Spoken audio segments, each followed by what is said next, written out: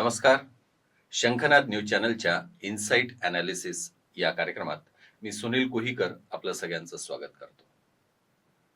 महाराष्ट्रात गेल्या काही दिवसांपासून एक विषय, एक मुद्दा सातत्यानं गाजतोय. तो आहे बीड जिल्ह्यातली गुन्हेगारी. बीड जिल्ह्यातल्या मस्साजोग नावाच्या एका छोट्याशा गावाच्या सरपंचाची झालेली निर्घृण हत्या आणि मग त्या हत्येनंतर सुरू झालेलं या राज्यातलं राजकारण.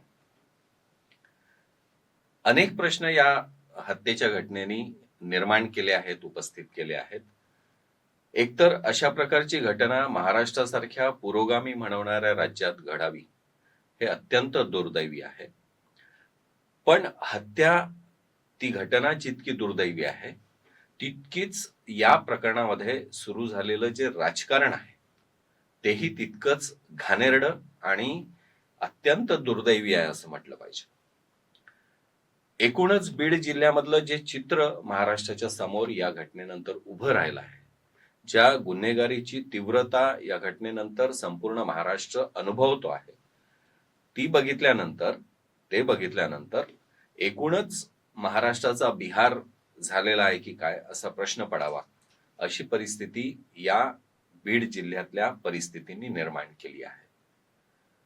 गुन्हेगारीचं राजकारण, राजकारणाचं गुन्हेगारीकरण आणि गुन्हेगारांशी असलेले राजकीय नेत्यांचे संबंध हा एक महत्वाचा मुद्दा या निमित्ताने उपस्थित झाला आहे. अंजली दमानिया सारख्या एखाद्या स्वतःला सामाजिक कार्यकर्त्या म्हणून घेणाऱ्या एखाद्या व्यक्तीने अशी एखादी संधी मिळाली की त्या प्रकरणामध्ये उडी घ्यावी, प्रसिद्धी मिळवावी आणि एकूणच या घटनाक्रमामध्ये स्वतःकडे सगळं लक्ष वेधून घ्यावं, प्रसिद्धीच्या झोतात असं एखादं व्यक्तिमत्व यावं, याच्या मागची कारणं काय असावीत? एरवी त्या नियमितपणे किंवा रेग्युलर बेसिसवर नेमकं काय करतात? त्यांचा एकूणच महाराष्ट्राच्या राजकीय आणि सामाजिक क्षेत्रामधला, कार्यामधला अनुभव किंवा त्याचं योगदान हे किती आणि या प्रकरणामध्ये त्यांनी उतरण्यामागचं कारण काय, असे सर्वसामान्य माणसाला पडणारे प्रश्न आहेत. त्याचे उत्तर कोणाचकडे नाही. दुसरीकडे हा सगळा घटनाक्रम बघितल्यानंतर, म्हणजे मस्साजोगचं प्रकरण घडलं 9 डिसेंबरला संतोष देशमुख या सरपंचांचं अपहरण होते, नंतर त्यांची हत्या होते आणि त्याच्यानंतर जो घटनाक्रम समोर येतो तो अत्यंत चीड आणणारा, वेदनादायी असा असतो. हा एकूण घटनाक्रम सरकारच्या समोर मांडण्याचा प्रयत्न बीड जिल्ह्यातल्याच आष्टी नावाच्या मतदारसंघाचे आमदार असलेले सुरेश धस हे सातत्याने तो विषय मांडतात. घटना घडल्यानंतर काहीच दिवसांनी नागपूरचं हिवाळी अधिवेशन होतं, त्याच्यामुळे हिवाळी अधिवेशनात प्रामुख्याने हा विषय मांडला जाणं स्वाभाविक होतं, कारण त्या घटनेची तीव्रता तितकी होती, त्याचं गांभीर्य तितकं होतं आणि त्याच्यामुळे ती घटना मांडली गेली, लोकांच्या समोर ते प्रकरण आलं आणि त्याच्यानंतर त्या घटनाक्रमामागचे जे षडयंत्र होते किंवा ज्या वेगवेगळ्या मोठ्या लोकांचा सहभाग त्याच्यातून लक्षात आला, ते बघितल्यानंतर स्वाभाविकपणे त्याचं चित्रण होत गेलं, ते लोकांच्या समोर येत गेलं, त्याच्या बातम्या होत गेल्या आणि एकूणच एक भयावह चित्र संपूर्ण राज्याच्या समोर आलं, देशाच्या समोर आलं. आणि एखाद्या व्यक्तीची अशा पद्धतीने एखादी गँग जाऊन त्याची हत्या करते, हे अतिशय वाईट प्रकरण या निमित्ताने समोर आलं. घटना दुर्दैवी आहे याबद्दल वाद नाही. त्याच्यामध्ये जे लोक सहभागी आहेत त्यांना तर चौकात फाशी दिली गेली पाहिजे, इतकी ही निर्घृण हत्या आहे. पण मग याच्या मागचं जे राजकारण चाललं आहे हे जर आपण बघितलं तर कुठेतरी एकमेकांना पाण्यात पाहणारे लोक, एकमेकांना राजकीय दृष्ट्या एकमेकांचे विरोधक असलेले लोक, भले ते एकाच पक्षाचे असतील, एकाच गटामध्ये असतील, आघाडीमध्ये असतील, पण राजकीय दृष्ट्या त्यांचं एकमेकांशी असलेलं वैर हे या निमित्ताने त्याचा गैरफायदा घेत, या घटनेचा फायदा उचलत, या निमित्ताने त्याच्या विरोधकांना नामोहरण करण्याच्या दृष्टीने किंवा त्यांना नेस्तनाबूत करण्याच्या दृष्टीने या घटनेचा उपयोग लोक करतायत का? तर दुर्दैवाने हो असं त्याचं उत्तर मिळतं. म्हणजे तुम्ही बघा की मस्साजोगची घटना घडल्यानंतर गेले 3 महिने हे प्रकरण सतत पेटत ठेवण्याचं एक व्यवस्थितपणे राजकारण, कारण सामाजिक दृष्ट्या हे प्रकरण पेटत राहिलं तर त्याचा काही त्याच्यावर कोणी आक्षेप घेणार नाही. ती एक स्वाभाविक प्रतिक्रिया आहे असं आपण म्हणू. कारण इतकी निर्गुण हत्या एखाद्याची झाल्यानंतर त्या घटनेत सहभागी असलेल्या लोकांना कठोरातली कठोर शिक्षा व्हावी, ही जर जनभावना असेल, लोक त्याच्यासाठी आंदोलन करत असतील, रस्त्यावर उतरत असतील, तर ती जनभावना स्वाभाविकपणे लक्षात घेणे, समजून घेणे हे सरकारचं, पोलीस यंत्रणेचं कर्तव्य ठरेल. त्याला इलाज नाही. पण राजकीय क्षेत्रातले लोक हे प्रकरण पेटतं राहील याची काळजी घेतात. असा जेव्हा प्रकार घडतो तेव्हा त्याच्या मागची त्यांची भूमिका कुठेतरी समजून घेण्याची गरज, ती लक्षात घेण्याची गरज निर्माण होते. सुरेश धस नावाचे आमदार हे प्रकरण ज्या पद्धतीने उचलून धरत होते, त्याच्यानंतर अचानक त्यांची एक दिवस धनंजय मुंडेंशी भेट होते. म्हणजे ज्यांच्यावर ते कालपर्यंत सातत्याने आरोप करत होते, गंभीर आरोप करत होते, आकाचा आका असे शब्द प्रयोग करून या सगळ्या लोकांना घेरण्याचा प्रयत्न करत होते. त्या धनंजय मुंडेंना सुरेश धसांनी भेटण्याचं कारण अगदी न पटणार आहे, पण ते भेटतात. त्यांची भेट होते. त्याच्या आधी पण केव्हा तरी ती त्यांची भेट त्यांच्याशी झाली होती अशी एक बातमी काही दिवसांनी समोर येते किंवा ती व्यवस्थितपणे आणली जाते. आणि त्याच्यानंतर साधारणपणे 3 महिन्याचा कालावधी मागे पडतो. महाराष्ट्राच्या विधिमंडळाचं अर्थसंकल्पीय अधिवेशन सुरू होते मार्च महिन्यामध्ये, आणि डिसेंबर मधल्या घटनेच्या पार्श्वभूमीवर त्या सगळ्या घटनाक्रमाचे फोटो, व्हिडिओज बरोबर या अधिवेशनाच्या पहिल्या दिवशी जारी होतात. पुन्हा एकदा लोक भावनिक दृष्टीने त्या घटनेशी जुळतात, कारण ते सगळे व्हिडिओ, ती सगळी छायाचित्र ही इतकी प्रचंड चीड आणणारी असतात.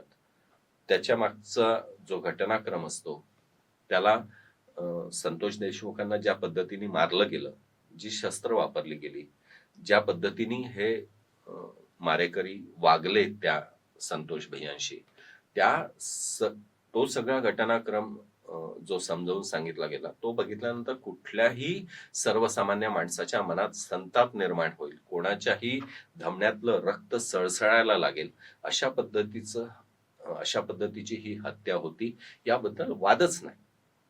पण मग हे सगळं राज्याच्या समोर आणण्याचं काम माध्यमांच्या माध्यमातून, हा सगळा घटनाक्रम, हे सगळी छायाचित्र, हे सगळे व्हिडिओ नेमक्या अधिवेशनाच्या पहिल्या दिवसाचा मुहूर्त साधून कसे बाहेर आलेत? याच्या मागे काही राजकारण आहे का? कोणीतरी कोणाचं उट्ट काढण्यासाठी, कोणीतरी कोणाची दुश्मनी काढून घेण्यासाठी या सगळ्या गोष्टींचा वापर करताय का? मग मुळातच ती जी घटना घडली आहे त्याचाच वापर कोणाचा तरी राजकारणासाठी होतो आहे का? याचा कुठेतरी विचार करण्याची गरज निर्माण झाली आहे. हा सगळा घटनाक्रम घडल्यानंतर, ही सगळी छायाचित्र जारी झाल्यानंतर, माध्यमातून या संदर्भातली सगळी स्टोरी क्लिअर झाल्यानंतर स्वाभाविकपणे धनंजय मुंडेंचा राजीनामा झाला. आता धनंजय मुंडेंना त्यांनी राजीनामा द्यावा यासाठी हे सगळं सुरू होतं असं जर म्हटलं तर त्यांच्या राजीनाम्यानंतर प्रकरण संपायला पाहिजे होतं, म्हणजे राजकारण संपायला पाहिजे होतं. घटना तर ठीक आहे, ती सुरू राहील. आता पोलीस चार्जशीट दाखल पोलिसांनी केली आहे, ते कोर्टात प्रकरण जाईल वगैरे वगैरे. आता पुढची स्टेप सुरू होईल, कायदेशीर कारवाईचा तो भाग असेल, कायदेशीर प्रक्रियेचा तो भाग असेल. पण इकडे राजकारण काही संपत नाही आहे असं एकूण दिसतंय. धनंजय मुंडेंचा राजीनामा हे कोणाचं तरी टार्गेट होतं, ते पूर्ण झालं, आणि आता ज्यांच्यामुळे हे टार्गेट पूर्ण झालं त्या धसांवर आता बाजू कशी पलटवता येईल याच्या दिशेने कारवाई सुरू झाली आहे का? म्हणजे आता मधल्या या 3-4 दिवसांमध्ये जो घटनाक्रम समोर येतोय टीव्हीच्या माध्यमातून, त्याच्यामध्ये सुरेश धसांचा कोणी खोक्या नावाचा, सतीश भोसले नावाचा कार्यकर्ता, तो कसे पैसे मोजतोय. त्यांनी कशी 1.5 वर्षापूर्वी कोणाला तरी एका माणसाला मारहाण केली होती, त्याचे व्हिडिओ समोर येत आहेत. तो कसा हेलिकॉप्टर मधून समोर खाली उतरला, त्याचे व्हिडिओ समोर येत आहेत. तो पैसे मोजताना दिसतोय. सतीश भोसले नावाचा हा खोक्या नावाचा कार्यकर्ता हा सुरेश धसांचा कार्यकर्ता आहे, हे त्यांनी पण मान्य केलाय, जाहीर केलाय. त्यांना पण पर्याय नव्हता, कारण नाकारू शकत नाही. त्यांचे वाढदिवसाच्या निमित्ताने या कार्यकर्त्याला शुभेच्छा देणारे फोन आहेत, त्याची क्लिप नेमकी बरोबर याच वेळेला ती पण व्हायरल होते. हे सगळे व्हिडिओज म्हणजे घटना जेव्हा घडली 1.5 वर्षांपूर्वी, या कार्यकर्त्यांनी त्या एका माणसाला बॅटनी मारणे चूक आहेच. घटना 1.5 वर्षांपूर्वीची आहे. ती त्यावेळेला जितकी व्हायरल झाली नसेल तितकी ती आता व्हायरल होते आहे. लक्षात घेतलं पाहिजे आपण, हे सगळे आपल्या सगळ्यांच्या अंगावर काही बातम्या सोडण्याचे जे प्रकार आहेत, एकूण आपल्या विचार करण्याची, समाजाच्या विचार करण्याची दिशा कुठेतरी प्रवाहित करण्याची जी पद्धत काही दिवसांपासून, काही वर्षांपासून चालली आहे, ही बघितल्यानंतर एकूणच माध्यम जगताने त्यांच्या भूमिका, त्यांची मर्यादा, त्यांचा होणारा वापर याबाबतच विचार करण्याची गरज निर्माण झाली आहे. म्हणजे 1.5 वर्षांपूर्वी एखादं प्रकरण घडलं होतं, तो जो कार्यकर्ता पैसे मोजताना दिसतो आहे, हा व्हिडिओ काल परवाचा नाही आहे, तो जुना व्हिडिओ आहे. हे तो जे काही कृत्य करतोय हे चूक की बरोबर, याचं उत्तर म्हणजे डोळे झाकून द्यायचं झालं तर चूक आहे, याबद्दलही वाद नाही. मुद्दा असा उपस्थित होतो की हे सगळे व्हिडिओ आज 1.5 वर्षांनी, 2 वर्षांनी का बरं व्हायरल होत आहेत? या देशातल्या, या समाजातल्या, या राज्यातल्या सर्वसामान्य माणसाला हा प्रश्न पडला पाहिजे की नाही पाहिजे? की ठीक आहे, घटना तर चूकच आहे, त्यावेळेला त्याला शिक्षा का नाही झाली? आता जे लोक कॅमेरा समोर येऊन बोलतायत की त्यांनी आम्हाला मारहाण केली होती, आमच्यावर अन्याय झाला, हे लोक 1.5 वर्षापर्यंत काय करत होते? म्हणजे मनोज जरांगे पाटील यांच्या माध्यमातून कोणीतरी एक कार्यकर्ता त्यांच्या बाजूला उभा आहे आणि तो गुन्हेगार आहे हे दाखवणारी बातमी तो काल परवा उभा होता का? तो केव्हा तरी जुना फोटो कोणीतरी आज काढताय आणि आज त्या सगळ्या घटनांवरून विश्लेषण सुरू आहेत. त्या कार्यकर्त्यांबद्दल, तो जो कार्यकर्ता जरांगे पाटलांच्या बाजूला उभा आहे, त्याचं स्पष्टीकरण जरांगे पाटलांना आज द्यावं लागतंय. घटना केव्हा तरी आधीची आहे आणि पण मुहूर्त आता त्याचा, ती घटना म्हणजे त्या घटनेच्या वापराचा किंवा गैरवापराचा मुहूर्त आजचा शोधला गेला आहे. आणि हा आजचा जो मुहूर्त आहे त्याला पार्श्वभूमी जी आहे ती मस्साजोगच्या घटनेची आहे. त्या घटनेच्या माध्यमातून सुरू झालेल्या राजकारणाची पार्श्वभूमी त्याला आहे. हे सगळं आपण जर समजून घेतलं तर मूळ घटना बाजूला राहते आणि त्याचं गांभीर्य बाजूला राहते. त्याच्या मागच्या वेदना, त्याच्या मागची जी अस्वस्थता आहे, त्या कुटुंबाचं दुःख जे आहे, या सगळ्या गोष्टी बाजूला राहिल्या आणि त्याच्या माध्यमातून सुरू झालेलं हे जे राजकारण आहे. मग धसांनी हा प्रश्न उचलला होता का? धसांमुळे मुंडेंना राजीनामा द्यावा लागला का? मग ठीक आहे, आता धसांना धडा शिकवायचा. जरांगे पाटील या मुद्द्यात उतरले होते का ताकदीने? मग आता जरांगे पाटील, तुम्ही पण काही तेवढे धुतल्या तांदळासारखे नाही. धस, तुम्ही पण काही धुतल्या तांदळासारखे नाहीत, तुम्ही पण आकाच आहात. अशा पद्धतीचं आरोप करण्याची एक परिस्थिती निर्माण करणे, अशा पद्धतीची पार्श्वभूमी निर्माण करणे, याच्यासाठी कुठेतरी मस्साजोगच्या घटनेचा वापर, गैरवापर सर्व बाजूनी सुरू आहे असं दिसतं. मुळात ही घटना दुर्दैवी आहे, दुःखदायक आहे, वेदनादायक आहे. त्याच्या प्रकरणात गुंतलेल्या सगळ्यांना शिक्षा झाली पाहिजे. या दृष्टीने जे आंदोलन चालायला पाहिजे, या दिशेने जे आपला सगळ्यांचा मतप्रवाह असला पाहिजे, ते सोडून कुठेतरी राजकारण्यांच्या मागे हा विषय भरकटत चालला आहे. आणि हे सगळे लोक या दृष्टीने आपापल्या परीने आपापल्या राजकारणासाठी या घटनाक्रमाचा दुरुपयोग करतात, एवढाच निष्कर्ष आपण या सगळ्या गोष्टीतून काढला पाहिजे. धन्यवाद. नमस्कार.